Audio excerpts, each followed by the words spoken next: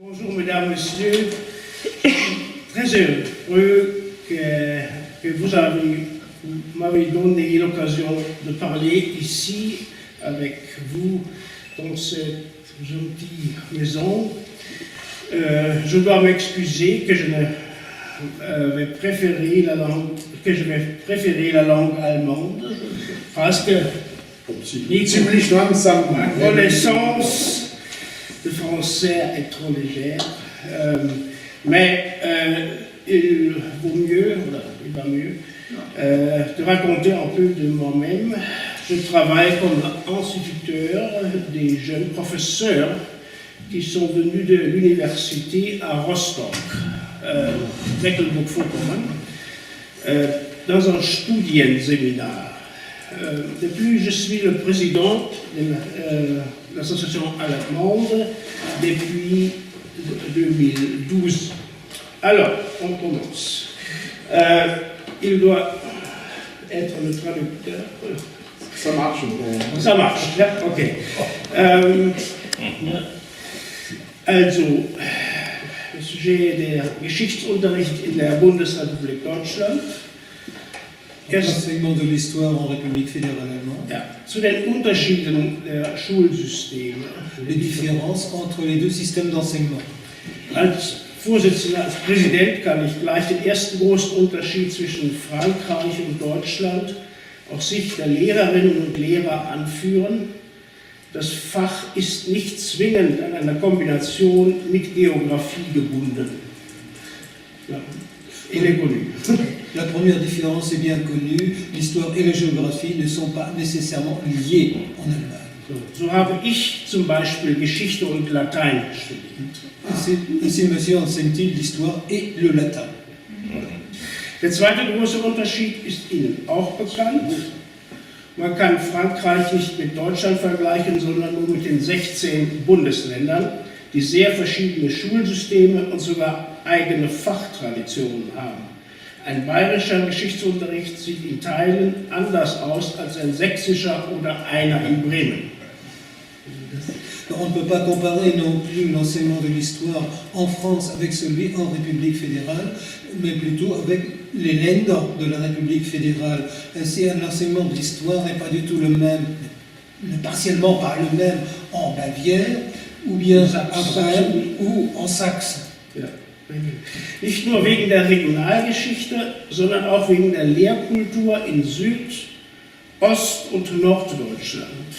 Pas seulement à cause des différences dans l'histoire des Länder, mais aussi de la culture des professeurs dans chacun des Länder. Es gibt kein nationales Zentralabitur und keinen nationalen Lehrplan, was für die Erstellung und Verwendung des deutsch-französischen Geschichtsbuches eine der größten Schwierigkeiten war. Il n'y a pas de programmes nationaux en Allemagne. C'était justement l'une des grandes difficultés pour l'établissement d'un manuel commun franco-allemand. Auch die Stundenzahlen des Faches Geschichte unterscheiden sich in den Ländern. Nach dem Beginn des Geschichtsunterrichts zwischen der 5. oder 7. Klasse haben keineswegs alle Klassen immer 2 Stunden, sondern manche nur eine pro Woche. Même le nombre d'heures d'histoire peut varier d'un l'un à l'autre. Ainsi, entre les 5e et 7e classes, c'est-à-dire entre le CP et le CE2, certaines classes peuvent-elles avoir 2 heures d'histoire et d'autres une seule. In vielen Schulen wird das Fach Geschichte mit Geografie und Politik zu einer Gesellschaftskunde zusammengelegt, ohne Garantie, wie viele Stunden überhaupt noch für Geschichte übrig bleiben. In den letzten Jahren sind die Stundenzahlen fast überall auf dem Rückzug, vor allem weil mehr Zeit für Mathematik und die Naturwissenschaften gegeben wurde. Ainsi, l'histoire n'est-elle pas seule non plus comme matière, elle est regroupée avec la géographie et ce qu'on pourrait appeler en France l'instruction civique dans un groupe des disciplines sociales. De plus, la tendance dans les dernières années va à la réduction de cet horaire en faveur des sciences naturelles, des sciences dures. Okay. Ja, das ist die nächste Seite.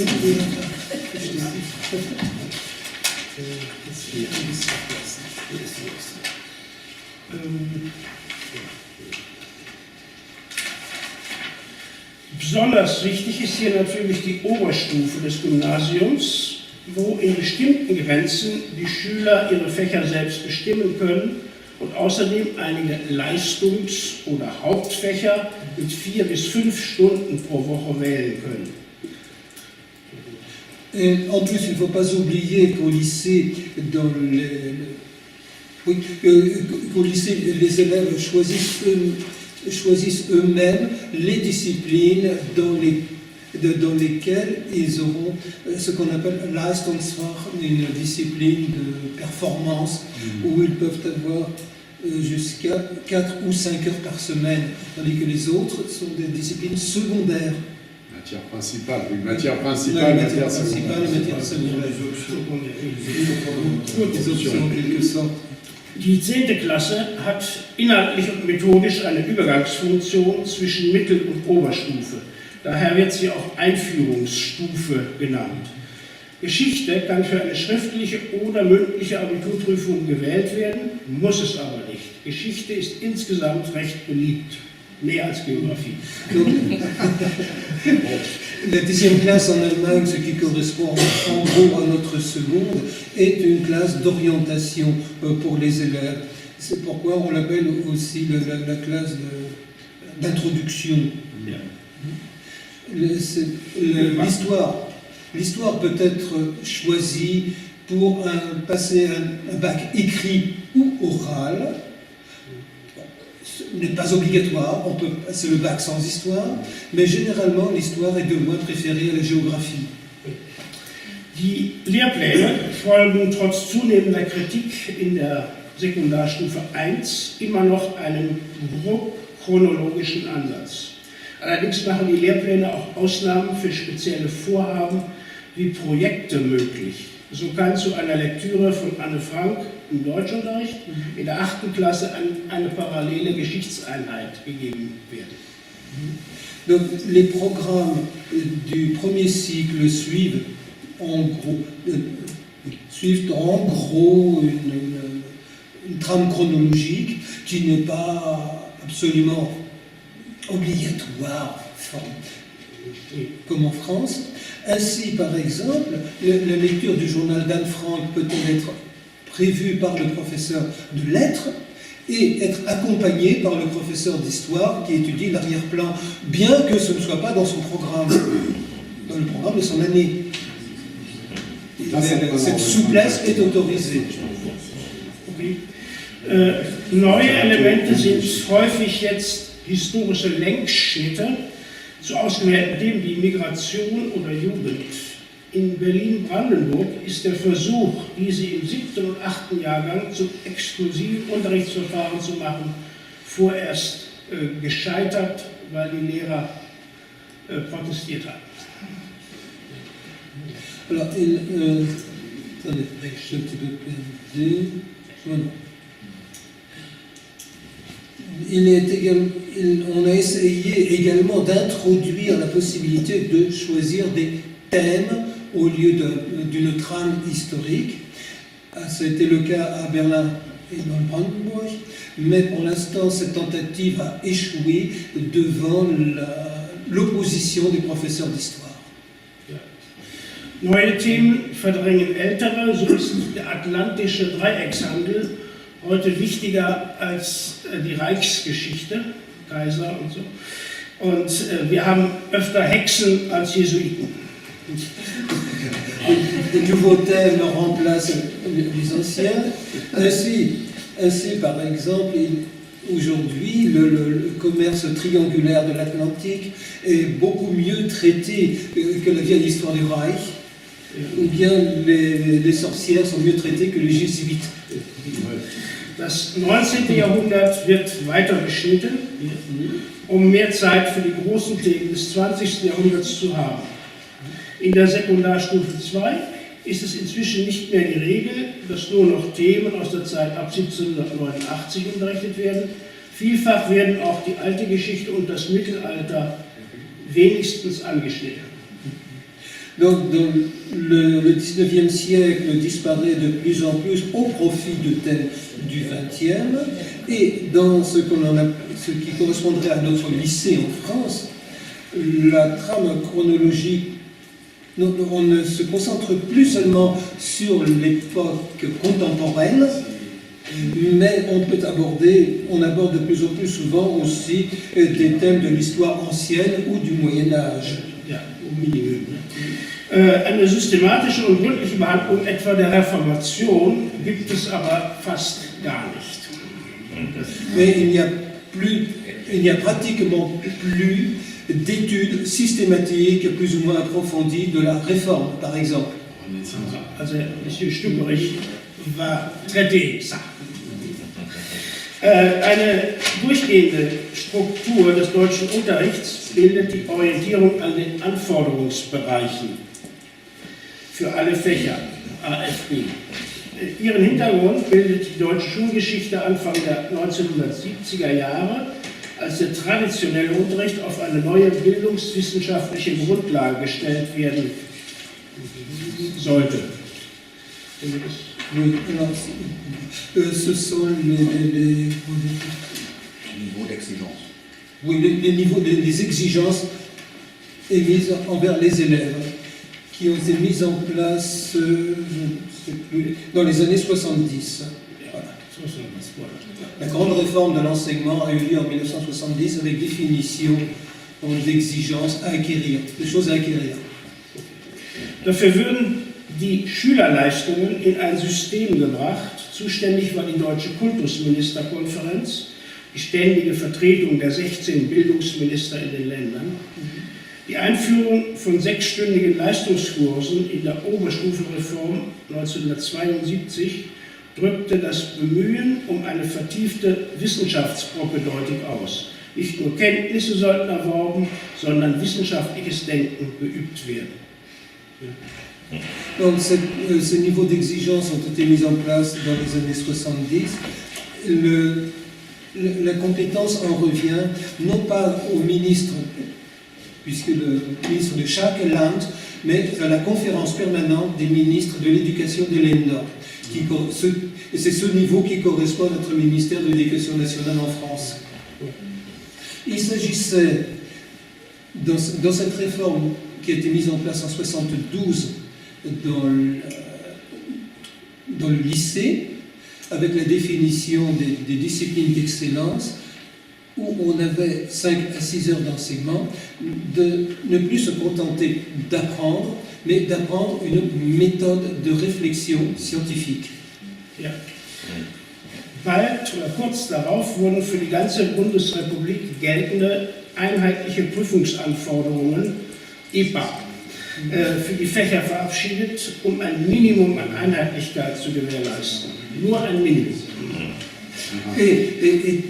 Alors, étant donné la grande diversité possible dans les Länder, la conférence a donc publié un catalogue du minimum de savoir indispensable pour tous. C'est vraiment un minimum. Mais also nicht zum Inhalt, sondern zu den Anforderungen formaler Art. Und das waren: Die EPA unterscheiden in 4 Ebenen: Reproduktion, Wiedergabe, Reorganisation, die Wiedergabe unter leicht veränderten Ansprüchen, dann Transfer oder Anwendung, die Übertragung von etwas Bekanntem auf Unbekanntes, zum Beispiel einen neuen, unbekannten Text. Und 4. die Problemlösung oder Reflexion, die Lösung einer komplexen Aufgabe, eine kritische Stellungnahme oder eine Bewertung. Donc ces minima concernent les méthodes surtout. On distingue 4 paliers. Le premier est une reproduction. Le deuxième, la réorganisation des choses produites ou des choses entendues. La troisième, un transfert, c'est-à-dire une réutilisation dans un contexte inconnu des acquis, des méthodes apprises. Et la quatrième, arriver à poser un problème, une réflexion, la solution d'un problème complexe, par exemple une prise de position critique, un jugement justifié. Ja. Und die 4 Ebenen wurden dann in 3 sogenannte Anforderungsbereiche zugeordnet, die für alle Fächer gleich sind. Das ist ein besonderes Problem. Und daher auf einer sehr hohen Abstraktionsstufe stehen. Die Anforderungsbereiche stehen hier. Ich habe die Definitionen hier aufgeschrieben. Vielleicht können wir das einfach versuchen, ungefähr zu beschreiben. Ces 4 paliers ont donné lieu à un programme, mieux pour l'instant, qui est valable pour toutes les disciplines, quelles qu'elles soient. Et justement, c'est suffisamment abstrait pour se plier à toutes les disciplines, que ce soit des disciplines scientifiques ou dites littéraires. Okay. Elles sont Das ist ici, Anforderungsbereich 1 umfasst das Wiedergeben und Beschreiben von Sachverhalten aus einem abgegrenzten Gebiet und im gelernten Zusammenhang sowie die reproduktive Verwendung gelernter geübter Arbeit für Technik. Das ist trop difficile, je pense. Ça suffit dire Reproduktion und Reorganisation. Reorganisation est double. Ja? Anforderungsbereich 2, encore Reorganisation et Transfer. Ja? Anforderungsbereich 3 ist Problemlösung, Reflexion. Okay, das reicht. Ja. Die Bereiche sind nicht scharf abgrenzbar, weil sie nach dem wenig eindeutigen Prinzip wachsender Komplexität gestaffelt sind. Donc ces 4 étapes ne sont pas strictement séparées l'une de l'autre, mais elles se complexifient simplement en continu. Ja. Die KMK, die Kultusminister, haben für die einzelnen Fächer Listen von Operatoren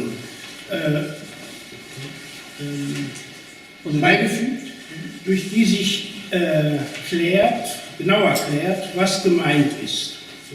Donc il y a, on peut dire, un complément de méthode et pas un complément de programme comme en France, chargé d'expliciter un petit peu ce qu'on attend du professeur. Ja. Zum Beispiel, typische Operatoren sind etwa nennen und wiedergeben für 1, nommer, reproduire, correspondre à 1, begründen, erklären für 2, expliquer et justifier l'étape 2, und beurteilen und Stellung nehmen für 3. Émettre un jugement à l'étape 3. Ja. Il s'agit ici. Qui comprennent allemand, ce sont plus d'exemples. Ja. Erklären, analysieren, konkretisieren. C'est très clair. Entfalten, diskutieren, überprüfen von Hypothesen, entwickeln. Donc vérifier une hypothèse, proposer une argumentation personnelle. Okay, ça suffit. Manche Operatoren sind mehrdeutig, zum Beispiel analysieren. Oui, certains de ces opérateurs ont plusieurs sens, par exemple analyser. Die Anforderungsbereiche gelten zunächst nur für die Abiturprüfung, aber da diese Anforderungen im Unterricht geübt, trainiert werden müssen, gelten sie zurück für den ganzen Unterricht im Gymnasium. Und da manche Schüler aus anderen Schulformen auch das Abitur machen, wirken sie auch zurück auf die anderen Schulformen. Donc, ces exigences ont été formulées pour les épreuves du baccalauréat, quelles que soient les disciplines, mais on entraîne donc les élèves à ces exigences avant la classe de terminale, et elles rejaillissent aussi, bien sûr, en amont sur toutes les classes qui ont précédé. Ja. Es gibt beim Anforderungsbereich 3 den Unterschied von Sachurteil und Werturteil, aber das wird Herr Stuberich heute Nachmittag klären, das lasse ich jetzt weg. Ich habe ein Beispiel für eine Klausur. Un exemple de devoir. Also das ist Abitur 2016 Mecklenburg-Vorpommern, eine Aufgabe. Das sind 2 Texte. Das ist hier leider Harold Macmillan, eine Rede 1961 und Charles de Gaulle, Memoiren der Hoffnung 1971. Pour ce devoir ont été proposés 2 textes, l'un de Harold Macmillan et l'autre de Charles de Gaulle. Voilà, extrait des mémoires. Okay. Mémoire d'espoir. Aufgaben. Analysieren Sie die Quellen 2 und fassen Sie den Inhalt mit eigenen Worten zusammen. Analyser les textes 1 et 2 et les résumer. Zweite Aufgabe, skizzieren Sie die wichtigsten Stationen des europäischen Einigungsprozesses nach 1945 bis etwa 1972 und ordnen Sie die beiden Quellen darin ein. Esquisser les grandes étapes de l'Union de l'Europe, du processus d'Union de l'Europe entre 1945 et 1970 environ, et y placer les informations des textes. Und stellen Sie die Europakonzepte beider Politiker einander gegenüber. Comparer donc la conception de ces 2 politiciens. Drittens, das ist Anforderungsbereich 3, also erstens, zweitens, drittens ist immer Anforderung 1, 2, 3. Nehmen Sie Stellung aus der bundesdeutschen Sicht in den 1950er und 1960er Jahren zu den Chancen und Risiken einer europäischen Integration. Donc juger à partir de la position de la République fédérale quels étaient les risques et les apports de l'Union européenne. Dans la phrase de l'intégration européenne. Und zweitens, beurteilen Sie, inwieweit die in den beiden Quellen enthaltenen Konzepte in der gegenwärtigen Europapolitik fortbestehen. Ja. Et dire dans quelle mesure les concepts actuels de la politique européenne d'aujourd'hui se trouvent déjà dans les textes sources. Ja. Est-ce que c'était vor oder ein Brexit? Die Aufgabe wurde ausgedacht vor dem Vor dem Brexit. Und das ist schon. Est-ce que c'était pour le baccalauréat Ça avait déjà été. Mecklenburg-Vorpommern? Ja, jetzt die Gewichtung. Also die erste Aufgabe zählt den Faktor 1, die zweite Aufgabe Faktor 3 und die dritte Aufgabe Faktor 3. Also das Schwergewicht ist Anforderungsbereich 2, dann 3 und 1 ist nur wenig. L'évaluation est beaucoup plus importante pour les étapes 3 et 4, évidemment. Ils ont plus de points dans l'épreuve. Les coefficients. Les coefficients. C'est très bien, c'est parfait. C'est très clair. Les coefficients sont. Il y a des points, ce sont 10 points pour 1, 30 pour 1 pour 2 et 30 pour 1 pour 3. Voilà. Ok, je pense qu'on peut expliquer en discussion. Je peux continuer avec le débat des compétences. C'est intéressant en France aussi. C'est peu de mots. Seit dem Pisa-Schock von 2000 ist über alle Fächer die Kompetenzdebatte hereingebrochen. In der internationalen PISA-Untersuchung wurden die Schulleistungen gemessen und verglichen. Zunächst für Mathematik und das Leseverständnis. Deutschland hat schlecht abgeschnitten, was dem Selbstbild von deutscher Leistungsfähigkeit in der Schulbildung einen deutlichen Dämpfer versetzt hat.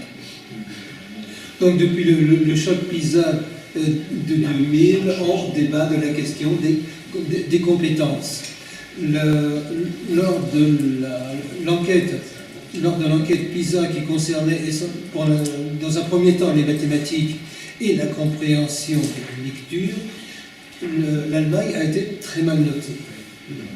Das Fach Geschichte war gar nicht betroffen, war nicht dabei, doch wurde es in den Sog hineingezogen. Die zu erreichenden Ziele sollten genauer definiert werden, und zwar als Kompetenzen und Standards. 2005 wurden sie für Deutsch, Mathematik und Englisch in der KMK beschlossen, auf der Grundlage von neu definierten Kompetenzmodellen. Hinzu sind später die Naturwissenschaften gekommen und noch Französisch, weil es erste Fremdsprache ist. Alle anderen Fächer nicht. Donc, l'histoire ne devait pas primitivement ne devait pas entrer dans l'étude PISA, mais elle a été intégrée quand même. On devait ainsi définir plus précisément quels étaient les buts à atteindre, avec les compétences à atteindre, et définir un standard de compétences.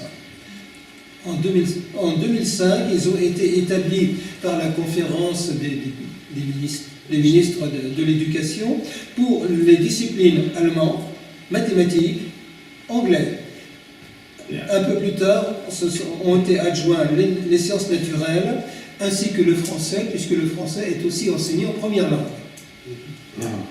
So, anders als das Fach Geschichte hat heute eine große Debatte, intensive Debatte, aber kein festes Kompetenzmodell, sondern es gibt einen offenen Streit und wir haben inzwischen 35 Kompetenzmodelle. On n'a pas réussi ou pas fini d'établir un modèle de compétences pour l'histoire. C'est une grande discussion. On a actuellement 35 modèles de compétences. Ja, oder? Sehr diffizil. Ja. So, die Anzahl der entsprechenden Kompetenzen hat sich inflationär vermehrt. Es gibt Wahrnehmungskompetenz, Fragekompetenz, Präsentationskompetenz. Le nombre des compétences a subi une énorme inflation. On a par exemple une compétence de perception, une compétence de questionnement, une compétence de présentation. En français, on appelle ça saucissonner. Voilà, complètement. Gleichzeitig erscheinen die Inhalte in den neuen Kerncurricula oft nur noch als kurze Stichwortkette, die etwa zur Weimarer Republik sich auf Hinweise beschränken: Versailles, Locarno, Weltwirtschaftskrise. Ça suffit. En parallèle, les contenus ont été réduits à quelques mots-clés. Par exemple, la République de Weimar. Pour la République de Weimar, on évoque simplement Versailles, Locarno, crise économique mondiale. Alors, nous finirons à ce point. Merci bien.